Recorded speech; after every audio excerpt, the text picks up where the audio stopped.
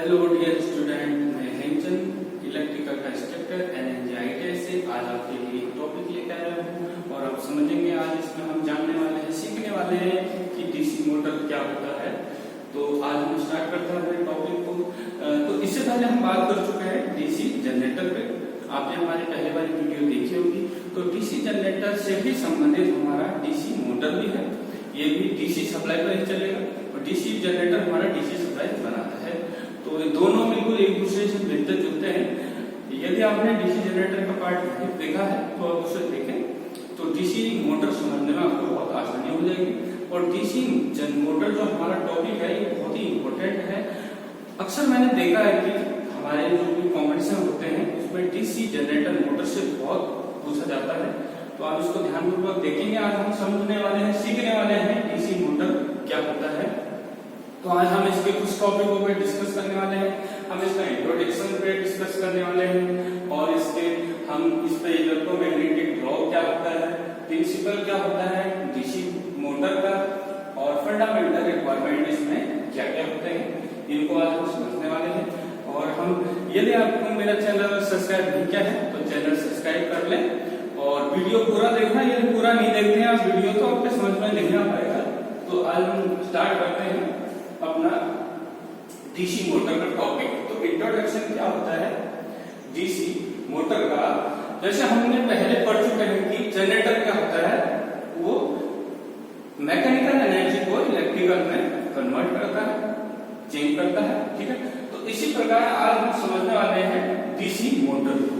DC motor कैसे चलती है, कोई भी मोटर कैसे चलती है, हम जब स्विच सप्लाई दे रहे हैं उसको तो उससे ही क्या हो रहा है, वो चल रहा है। तो उसी प्रकार हमारा डीसी मोटर भी वही है, उसको भी डीसी सप्लाई देते हैं तो वो मैकेनिकल एनर्जी बनाता है। तो कह सकते हैं कि डीसी मोटर क्या होता है, इलेक्ट्रिकल एनर्जी को मैकेनिकल एनर्जी में बदलने वाली जो मशीन होती है उसको हम डीसी मोटर बोलते हैं। मोटर, अब वो मोटर डीसी सप्लाई से चल रही है तो डीसी मोटर हो गई, यदि एसी सप्लाई से चल रही है तो एसी मोटर वो हो जाएगी। मोटर दो प्रकार की होती है, एसी और डीसी। ठीक है, सप्लाई के अकॉर्डिंग। और फिर हम बाद में बात करने वाले हैं एसी मोटर पे, बहुत अच्छा टॉपिक है। आज हम फिलहाल डीसी मोटर पर भी बात कर रहे हैं। तो इलेक्ट्रोमैग्नेटिक ड्रॉप क्या होता है, सेकंड टॉपिक हमारा है। तो इलेक्ट्रोमैग्नेटिक ड्रॉप होता क्या है, हम जनरेटर में पहले पढ़ चुके हैं आर्मेचर रिएक्शन। तो आर्मेचर रिएक्शन में हमने क्या देखा कि जो मेन मैग्नेटिक फील्ड है, जो आर्मेचर द्वारा जब करंट बनती है तो उस करंट से भी क्या होता है, आर्मेचर में मैग्नेटिक फील्ड जनरेट होता है। वो मैग्नेटिक फील्ड क्या करता है, मेन मैग्नेटिक फील्ड को प्रभावित करता है। ठीक है, तो उससे एक चीज ये होती है कि वो जो मैग्नेटिक फील्ड बन रहा है आर्मेचर में, वो मेन मैग्नेटिक फील्ड को क्या करता है, विरोध करता है उसका। ठीक है, तो उससे क्या होता है कि जनरेटर में जिस साइड को घूम रहा है उसकी उल्टी दिशा में घूमने का वो कोशिश करता है। ठीक है, तो इसी को बोलते हैं इलेक्ट्रोमैग्नेटिक ड्रॉप, विद्युत चुंबकीय खिंचाव। ठीक, अब समझते हैं प्रिंसिपल को। डीसी मोटर के प्रिंसिपल क्या, किस प्रिंसिपल का हमारा डीसी मोटर कार्य करता है। तो जो हमारी मोटरें हैं वो इलेक्ट्रोमैग्नेटिक ड्रॉप सिद्धांत पर ही काम कर रही है। तो इलेक्ट्रोमैग्नेटिक ड्रॉप क्या होता है, मैग्नेटिक फील्ड है। ठीक है, उसमें यदि हम कोई धारावाही चालक रखते हैं, मतलब वही कंडक्टर, तो उसमें भी यदि विद्युत धारा प्रवाहित होगी तो वो भी अपना क्या करेगा, एक मैग्नेटिक फील्ड बनाएगा। तो उन दोनों के मेन मैग्नेटिक फील्ड और आर्मेचर का मैग्नेटिक फील्ड दोनों में क्या होता है, दोनों एक जो कम जो होगा वो क्या करेगा, घूमने की कोशिश करेगा, मतलब एक उसमें खिंचाव आएगा, खिंचाव बनाएगा जिससे वो घूमेगा। तो एक टॉर्क उत्पन्न होता है। उस टॉर्क के कारण क्या होता है, हमारा आर्मेचर घूमने लगता है। आर्मेचर में हमारी शाफ्ट होती है और शाफ्ट हमारी घूमने लग जाते हैं, जिससे हमें मैकेनिकल एनर्जी मिल जाती है।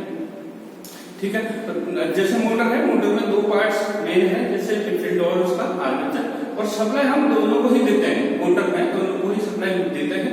लेकिन जनरेटर में क्या था, हम केवल मैग्नेटिक फील्ड उसका, हम मैग्नेटिक फील्ड बनाने के लिए उसमें क्या रेसिडुअल मैग्नेट होना जरूरी था कि, लेकिन केवल हम क्या करते हैं, मैकेनिकल हम उसको एनर्जी दे रहे थे और वो क्या करता, कट कर रहा था मेन फील्ड को, मैग्नेटिक फील्ड को कट करके आर्मेचर से ईएमएफ जनरेट हो रहा था। लेकिन यहाँ पर क्या है, हम सप्लाई देते हैं और देते हैं तो दोनों को ही देते हैं, फील्ड को भी जाता है आर्मेचर को भी जाता है। तो फील्ड में भी जाएगा, आर्मेचर में भी जाएगा, फील्ड अपना मैग्नेटिक फील्ड बनाएगा और आर्मेचर भी अपना मैग्नेटिक फील्ड बनाएगा। तो दोनों के रिएक्शन से क्या होता है कि वो घूमने लग जाता है। इसी को बोलते हैं हम डीसी मोटर का प्रिंसिपल।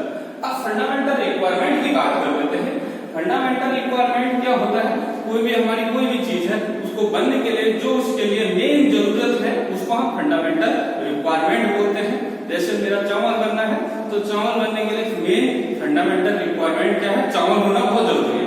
चावल बनना है तो चावल होना जरूरी है, फिर उसमें पानी जरूरी है, ठीक है, और फिर उसको पकना है तो उसके लिए क्या है, ऊष्मा की आवश्यकता है। अब वो ऊष्मा हम कैसे यूज कर सकते हैं, हम आग से कर सकते हैं, गैस से कर सकते हैं, लकड़ी से कर सकते हैं, या डीजल पेट्रोल कुछ भी, उसको ऊष्मा की आवश्यकता है। और एक बर्तन चाहिए जिसमें वो पकना है, ठीक है, तो ये इसके फंडामेंटल रिक्वायरमेंट है। इसी प्रकार हमारा मोटर जो है, मोटर के लिए भी फंडामेंटल रिक्वायरमेंट है। फंडामेंटल रिक्वायरमेंट, मोटर कैसे चलेगा, उसमें क्या क्या चीज होना जरूरी है। तो सबसे पहले मोटर का फंडामेंटल रिक्वायरमेंट और डीसी जनरेटर का फंडामेंटल रिक्वायरमेंट दोनों सेम है, बस एक अंतर यह है कि यहाँ पर जो उसको मैकेनिकल एनर्जी चाहिए और यहाँ पर हमको जो फंडामेंटल रिक्वायरमेंट है मोटर की उस पर इलेक्ट्रिकल एनर्जी चाहिए होती है। तो फर्स्ट बात करते हैं हम मैग्नेटिक फील्ड की फंडामेंटल रिक्वायरमेंट है। तो मोटर में क्या है, मोटर में एक सिस्टम से मैग्नेटिक, उसमें भी क्या होता है एन और एस दो पोल होते हैं, और इसके बीच में क्या होता है एक आर्मेचर होता है, और आर्मेचर में ही क्या देते हैं, इसमें सप्लाई देते हैं, ठीक है। तो अब बात करते हैं तो इसको घूमने के लिए क्या क्या आवश्यकता है। अब जब इसमें मैग्नेटिक फील्ड जनरेट हो जाएगा, ठीक है, और इसमें मैग्नेटिक फील्ड जनरेट होना है तब ये क्या करेगा, घूमने की कोशिश करेगा। तो इसके सबसे पहले फंडामेंटल रिक्वायरमेंट इसमें मैग्नेटिक फील्ड होना जरूरी है। ये मेन मैग्नेटिक फील्ड और इसमें भी मैग्नेटिक फील्ड जनरेट होगा जब हम सप्लाई देंगे। और इसमें जो सप्लाई जैसे रहता है कि एनएस के पोल दोनों साथ में रहेगा और ये इससे कनेक्ट रहेगा, ये इससे कनेक्ट रहेगा। यहाँ पर हम सप्लाई देंगे पॉजिटिव और इधर को देखिए नेगेटिव सप्लाई, दोनों को सप्लाई जाना है मोटर को, ठीक है। तो यहाँ पर से सप्लाई जो रहेगा ये डीसी मोटर है तो डीसी सप्लाई इसको हमको देना है, ठीक है। फर्स्ट में हमारा रिक्वायरमेंट पूरा हुआ। सेकंड है आर्मेचर। आर्मेचर जो अंदर का जो रोटेटिंग पार्ट है वो हमारा आर्मेचर है। आर्मेचर मींस होता है जिसमें हम ईएमएफ बन रहा है या उसमें हम ईएमएफ दे रहे हैं, करंट दे रहे हैं, मतलब अभी सप्लाई हम दे रहे हैं इसमें भी, ठीक है। तो इससे बनेगा, इसमें बैक ईएमएफ बनता है इसलिए उसको आर्मेचर मतलब बन रहा है, इसमें बनता है आर्मेचर से। हम वो बात करने वाले हैं बैक ईएमएफ की भी बाद में, हम टॉपिक नेक्स्ट टॉपिक में जो रहेगा, ठीक है।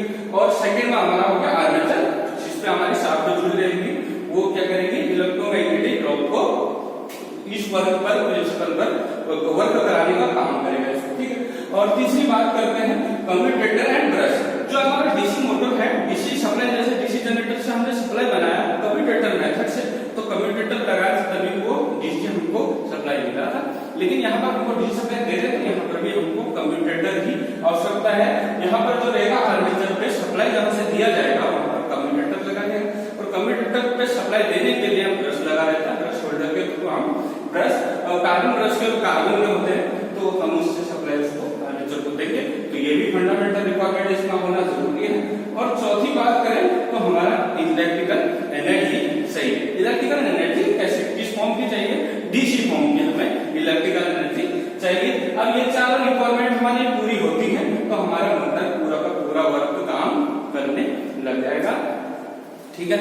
तो मुझे लगता है आज का टॉपिक आपके समझ में आ गया होगा। तो फिर हम बात करेंगे, थोड़ी एक बार और रिवाइज कर लेते हैं। तो सबसे पहले हमने इंट्रोडक्शन समझा। तो डीसी मोटर क्या होता है, जब हम सप्लाई देते हैं तभी वो चालू होता है, तो कह सकते हैं कि इलेक्ट्रिकल एनर्जी को वो मैकेनिकल एनर्जी में कन्वर्ट करता है। हम उससे मैकेनिकल काम लेते हैं, हम उससे कुछ भी काम करा लेते हैं, पानी खिंचवा लेते हैं या कहीं क्रेन से कोई चीज खिंचवा लेते हैं, ठीक है, वो मैकेनिकल काम है वो आ जाता है। हम इलेक्ट्रोमैग्नेटिक ड्रॉप की बात करते हैं। मेन मैग्नेटिक फील्ड और आर्मेचर के बीच, आर्मेचर रिएक्शन में जब जनरेटर में पढ़े थे तो वही चीज है। तो क्या होता है कि दोनों के बीच में एक खिंचाव पैदा होता है, ठीक है।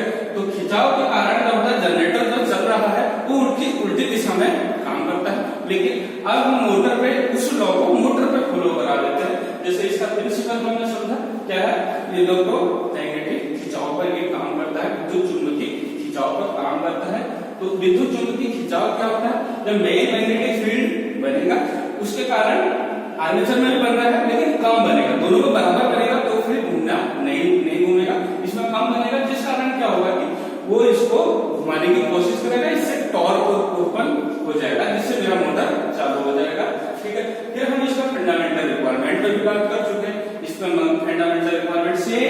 सेम जनरेटर के जो है हम वही फंडामेंटल रिक्वायरमेंट यहाँ पर, लेकिन एक चेंजिंग है, जनरेटर में हमारा मैकेनिकल एनर्जी चाहिए इलेक्ट्रोमैग्नेटिक इंडक्शन को पूरा करने के लिए, लेकिन यहाँ पर क्या है, इसको क्या चाहिए, इलेक्ट्रिकल एनर्जी चाहिए मोटर को चालू करने के लिए। ठीक है, फर्स्ट ये लास्ट वाला ही चेंज है जनरेटर और मोटर में। फर्स्ट हम मैग्नेटिक फील्ड जरूरी है। मैग्नेटिक फील्ड जरूरी क्यों है, जिससे हमारा मैग्नेटिक फील्ड बनेगा, जिसके कारण आर्मेचर में बनेगा तो उसका वो विरोध करेगा, आर्मेचर मेरा घूमना स्टार्ट करेगा। आर्मेचर होना जरूरी है, कम्यूटेटर होना जरूरी है, कम्यूटेटर के थ्रू ही हम सप्लाई देंगे आर्मेचर को। ठीक है, और हमें इलेक्ट्रिकल एनर्जी होना जरूरी है। तो आज हम बात कर चुके हैं, और फिर हम इसकी कंस्ट्रक्शन पे बात करेंगे। नेक्स्ट टॉपिक जो रहेगा हम इसके कंस्ट्रक्शन पे बात करने वाले हैं। ये टॉपिक हमारा बहुत अच्छा होने वाला है, बहुत हम सीखने वाले हैं डीसी मोटर पे। हम जनरेटर पे काफी कुछ सीख चुके हैं, अब हम मोटरों पे सीखेंगे। मोटर और जनरेटर दोनों मिलते जुलते हैं, लेकिन इसमें क्या है, इसमें इलेक्ट्रिकल एनर्जी देते हैं हम मोटर में, और जनरेटर में क्या होता है, हम मैकेनिकल एनर्जी से इलेक्ट्रिकल